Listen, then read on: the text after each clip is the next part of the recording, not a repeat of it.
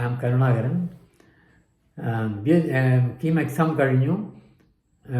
ഉടനെ നിങ്ങൾ ചെയ്യേണ്ടത് അടുത്ത നിങ്ങൾക്ക് കിട്ടാൻ സാധ്യതയുള്ള കോളേജുകൾ പോയി കാണണം. പാരൻസിൻ്റെ കൂടെ പോവുക, അല്ലെങ്കിൽ ഫ്രണ്ട്സിൻ്റെ കൂടെ പോവുക.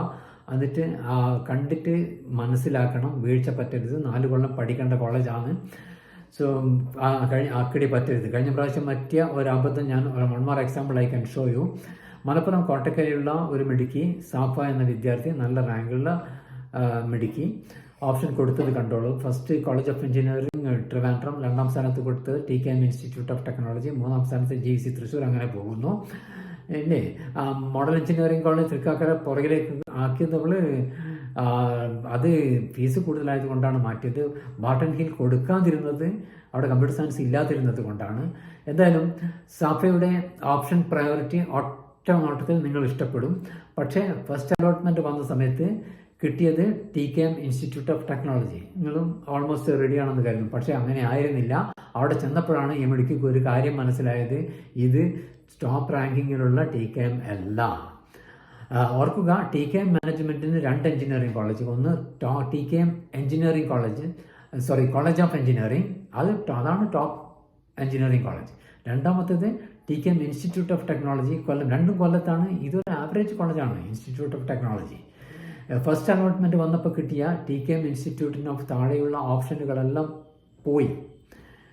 സെക്കൻഡ് അലോട്ട്മെൻറ്റിന് മുമ്പേ ഓപ്ഷൻ റീഅറേഞ്ച് ചെയ്യാനൊരു ചാൻസ് കിട്ടുന്നു. പിന്നെ ബാക്കിയുള്ള കോളേജുകൾ റീഅറേഞ്ച് ചെയ്യാനൊരു ചാൻസ് കിട്ടിയപ്പോൾ സാഫയുടെ സിസ്റ്റത്തിൽ മുകളിലുള്ള കോളേജിന് CET മാത്രമേ ബാക്കിയുള്ളൂ. താഴത്തതൊക്കെ ഡിസപ്പിയർ ആയിപ്പോയി. അങ്ങനെയാണ് ആ അലോട്ട്മെൻറ്റ് കഴിഞ്ഞ് നിങ്ങളുടെ കിട്ടിയ കോളേജ് കഴിഞ്ഞാൽ താഴെയുള്ളൊന്നും പിന്നെ നിങ്ങൾക്ക് സെക്കൻഡ് അലോട്ട്മെൻറ്റിനോ തേർഡ് അലോട്ട്മെൻറ്റിനോ ഒന്നും ചെയ്യാൻ പറ്റില്ല. അപ്പോൾ സാഫക്ക് ബാക്കിയുള്ളത് കോളേജ് ഓഫ് എഞ്ചിനീയറിംഗ് ട്രിവാൻഡ്രം മാത്രം. സാഫ TKM മാനേജ്മെൻറ്റിനെ കണ്ടു നോക്കി, അവർ കൈമലർത്തി. അല്ലേ, സിസ്റ്റം ജനറേറ്റഡ് ആണ്, ആർക്കും ഒന്നും ചെയ്യാൻ കഴിയില്ല. ഒരു ശരാശരി കോളേജിൽ പഠിക്കാൻ കൊല്ലം വരെ പോകണ്ട എന്ന് സാഫ തീരുമാനിച്ചു. സാഫ മലപ്പുറത്തുള്ള IHRD അപ്ലൈഡ് സയൻസ് കോളേജിൽ BSc കമ്പ്യൂട്ടർ സയൻസ്, ബിടെക് അല്ലേ, BSc കമ്പ്യൂട്ടർ സയൻസിന് ഇന്ന് പഠിക്കുന്നു. നോക്കണേ, അശ്രദ്ധയുടെ വില.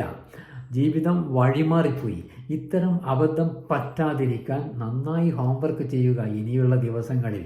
Visit college, spend some time in the college and talk with the senior students. They can guide you. അവർക്കാണ് നിങ്ങളെ കറക്റ്റായിട്ട് പറഞ്ഞു തരാൻ, കോളേജിനെ പറ്റി പറഞ്ഞു തരാൻ പറ്റുക.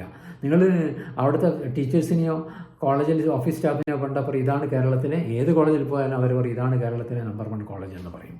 So talk with senior students, identify and join in the best college as per your choice.